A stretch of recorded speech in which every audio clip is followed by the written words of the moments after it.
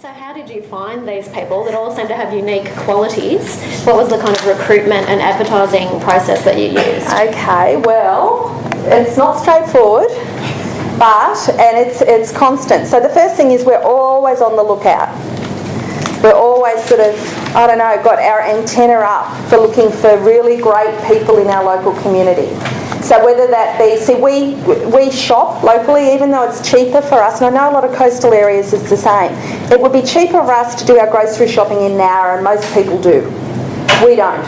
We go to our local Coles at times when it's quite busy, not when it's quiet, because that's where local people work, local people on the checkouts, local people are shopping there, local people get to see Jocelyn and who she is, and the extra money we spend on our grocery shop is more than worth it. It really is. So we try and keep everything as local as possible. So in doing that, we always are on the lookout for the really great people. So the girl behind the checkout that's really friendly and actually talks to Jocelyn instead of to me, that's engaged, that remembers her from high school, that, knows her by name, all of those sorts of things. We sort of have a little memory bank of who these people are so that we can, perhaps, think about them in relation to a role further down the track. So we're always on the lookout to start with. And then, of course, there's word of mouth. So, when we start looking for someone, we ask people we know. We have an idea of the role, and then we ask people. So those two things came together when we found Rowan, who was our first person that we employed.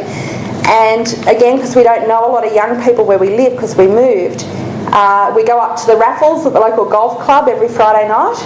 And one of the women at the golf club, she was older than us, but any younger people that came that we didn't know always knew Sharon.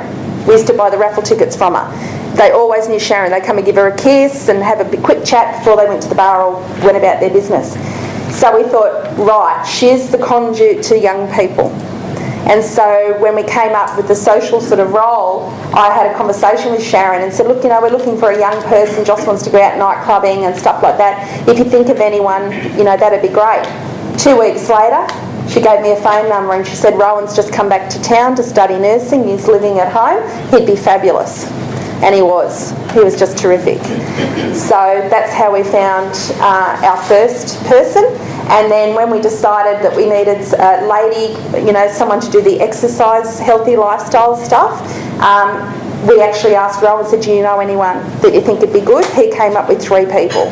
So we had a talk about the qualities, he and I, the qualities the 3 people had. We decided on one to interview first, and that was Alana, and she was fantastic. So that word of mouth sort of kicks into once you start finding people. Then we have a bit of a process, like when we went to the homemaker's assistant, we actually had to advertise. We didn't have a clue who might fill that role. So that's when we came up with that ad that I showed you, and that we put on Gumtree. And so once people responded to that ad saying, I'm interested, then we had a stage 2. And the stage 2 was a little bit more detail about Jocelyn and about her life, and then a list of questions, such as, how long have you lived in the area? What sort of commitments do you have in your life? Like other commitments, do you drive? What's the best thing you like about having a home of your own? I like, and it was in Joss's, I like Grey's Anatomy and this and this. What things do you like? So we got a bit of an idea of who they were, and that was emailed, and they had to email back, and that filtered out people too, because if people couldn't be bothered doing that email, we knew that they weren't for us. And then at the end of that second email, I got back to them then and said, I'd be really great to meet with you. And so the very first time we met, it wasn't with Jocelyn, it was just myself, and then we just went and had a coffee somewhere and had a bit more of a chit chat.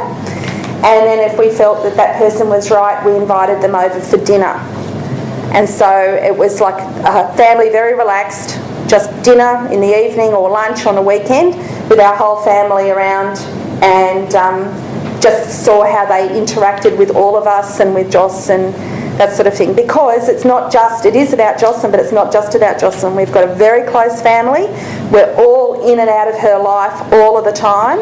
We also have an extended family. Our mother-in-law lives with us, and my mother lives around the corner, so the nans are around, and that can be problematic for Jocelyn because they stay too long and talk too much, she says.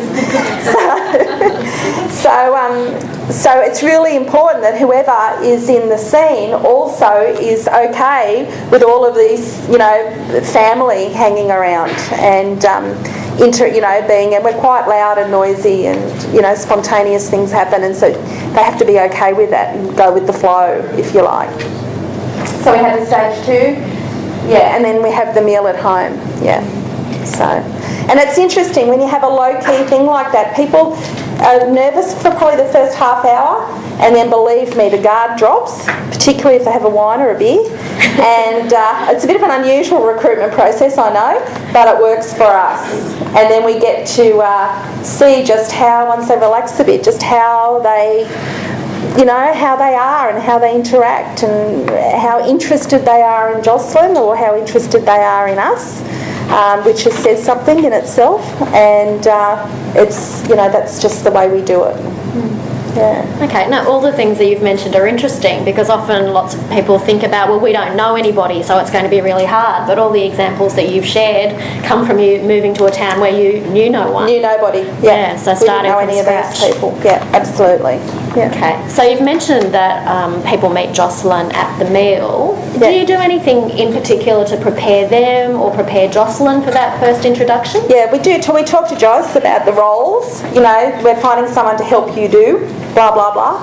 And she's always up for it, But our house is very, as I said, we're always got neighbours over. It's just what we're like as people. So having another person over for dinner is really not that spectacular. But she knows it's more about her, and it's really interesting because she participates much more in what's going on than if it's one of my friends that's coming over who she couldn't care less about. So we do let her know, and because I've had that conversation already with them, they already know a bit about Jocelyn's life, about how her life has been, about our expectations, about her having a typical life, an ordinary life in the community, and that being supported rather than a separate life that's very, very different. So they've already got a pretty good idea about that stuff. And the people that we've met just get it. They go, of course. How? So the question's not why, it's how. It's how can we do that? How can we get it right? How can we be helpful? It's not why should that happen. I don't understand. So for us, as long as people are asking how, we're okay. We're okay. So what else was that? Oh, and then I suppose about recruitment too. There are then other processes. Like if we decide that they should be employed, they still have a criminal record check, and they have to have the safety. All of that stuff happens.